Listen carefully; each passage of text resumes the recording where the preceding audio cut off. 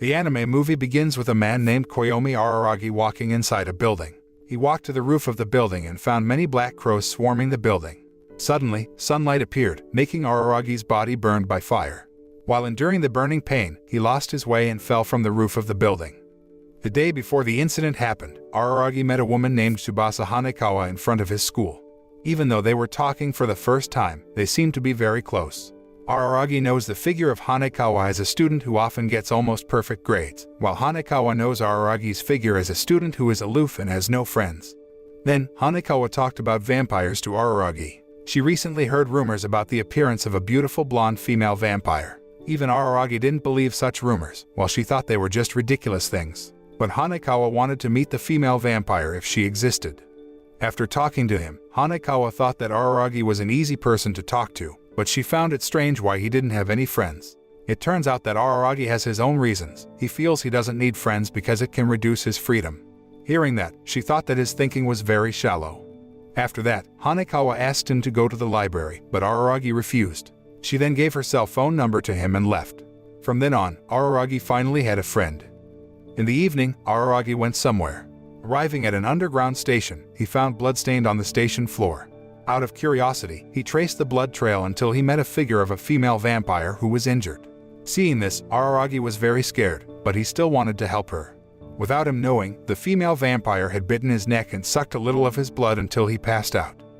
After 2 days of that incident, Araragi came to his senses. When he woke up, he was with a girl in an empty building. Then, he came out of the room to leave the building, but instead, he caught fire after being exposed to the sun. Seeing this, the girl helped Araragi. Even though her body was also burned, but the two of them were finally able to save themselves. The girl warns Araragi not to go out when the sun comes up because his body could get burned. From now on, he can only go out at night. Luckily, Araragi has the power of immortality, so that when his body burns, it will recover. While for ordinary vampires, if they are burned, they are instantly destroyed. While rubbing Araragi's head, the girl said, "That's the life of vampires." As it turned out, the female vampire who had been saved by Araragi was the figure of the girl. She had also made Araragi her servant. For the second time, the immortal vampire named Shinobu Oshino managed to get a new servant. She explained that now she had turned into a child because parts of her body had been stolen by some vampire exterminators. Despite the body like a child, she is a vampire who has lived for hundreds of years. Currently, Shinobu can't use her full power, but she promises to return Araragi to a normal human again. For that, she must restore her strength and her body as before. Because Araragi had inherited some of her powers, Shinobu ordered him to confront the vampire slayers. Hearing this, he found it impossible to do so. But because now Araragi has become a servant of the immortal vampire, who can even kill his own master, Araragi can defeat them easily if he fights them one by one. Unfortunately, he had to deal with 3 vampire exterminators at once. When Araragi's life begins to be threatened, there is a man named Meimei Oshino who comes to his aid. He also brought Araragi to his hiding place. Meimei is a supernatural specialist who works to maintain a balance between them.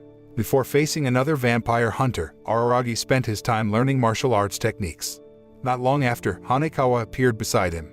Because she came suddenly, Araragi tried to avoid her. But because she wanted to talk to him, she kept trying to talk to him until it took quite a long time. As the night wore on, Araragi told Hanekawa to hurry home.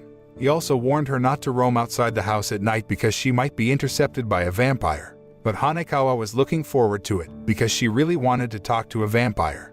Hearing her words, Araragi was very angry and told her not to follow him anymore. That way, he can more freely complete his task. In addition, Araragi feels that he is getting stronger to defeat the vampire slayers. When Araragi faced the vampire exterminator, he asked that if Araragi wins, then the vampire exterminator must return Shinobu's right leg. But if Araragi lost, then he had to tell the man where the vampire was hiding. But it looks like their physical abilities are not balanced, so Araragi's left arm actually gets a fatal attack from the man. Luckily, Araragi soon realized his ability to regenerate, so his arm could be intact again.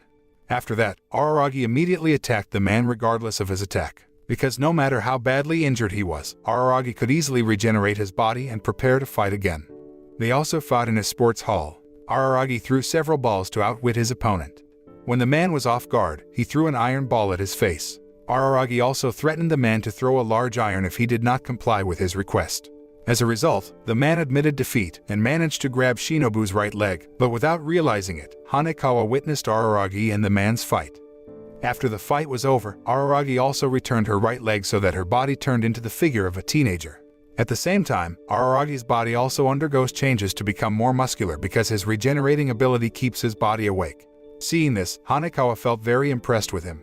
After that, Araragi continued his fight with the second vampire hunter, a half-vampire man named Episode.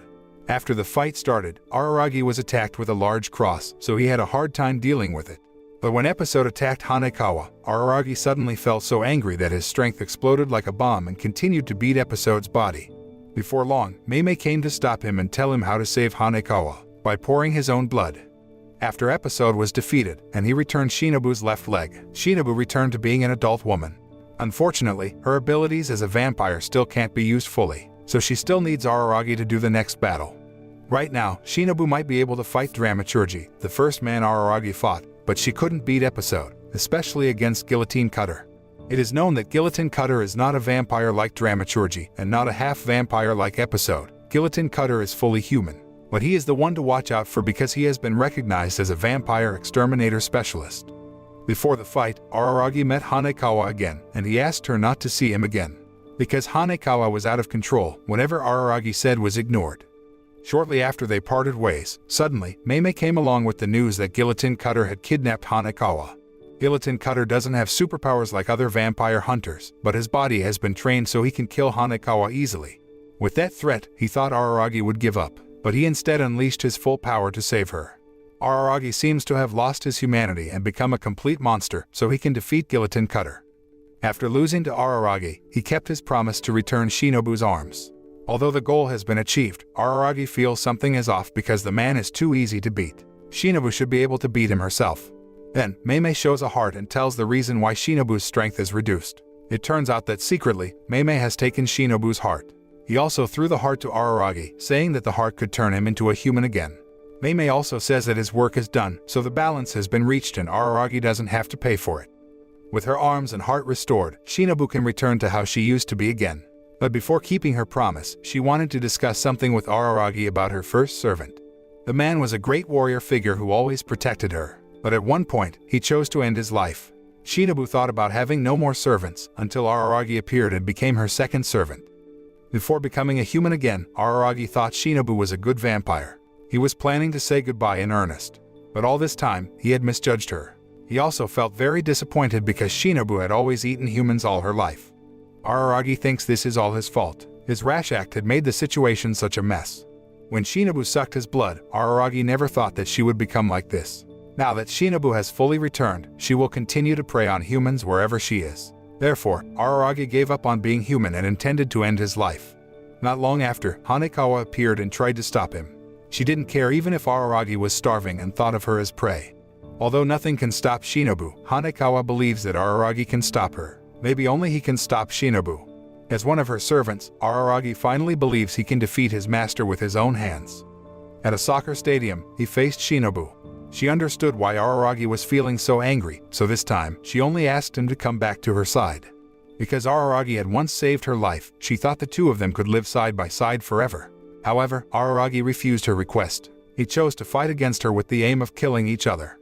Their fight was brutal, but their bodies were both rapidly regenerating. Hanekawa, who witnessed it, felt that there was something strange about the fight. It turned out that from the beginning, Shinobu intended to die, but Araragi did not let her die. Therefore, she looked for another solution. By making Shinobu almost killed, then her power as a vampire will disappear, while Araragi will not be able to become human. Even though Araragi's wish is not achieved, they will live as long as they are not far from each other. The moral that can be learned is not to be quick to judge someone without doing an investigation first.